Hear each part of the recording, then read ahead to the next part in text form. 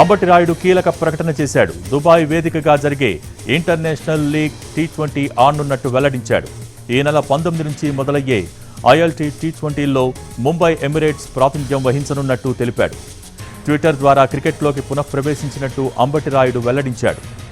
International league టీ20 United Arab ఎమిరేట్స్లో professional టీ20 క్రికెట్ లీగ్ తొలి సీజన్ 2023లో జనవరి 13 నుంచి ఫిబ్రవరి 12 వరకు జరిగింది. ఇందులో 6 జట్లు పోటీ పడుతున్నాయి.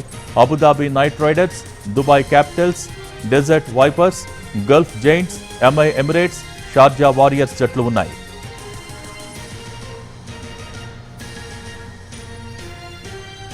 ILT టీ20 డబుల్ రౌండ్ రాబిన్ ఫార్మాట్లో ఆడబడుతుంది.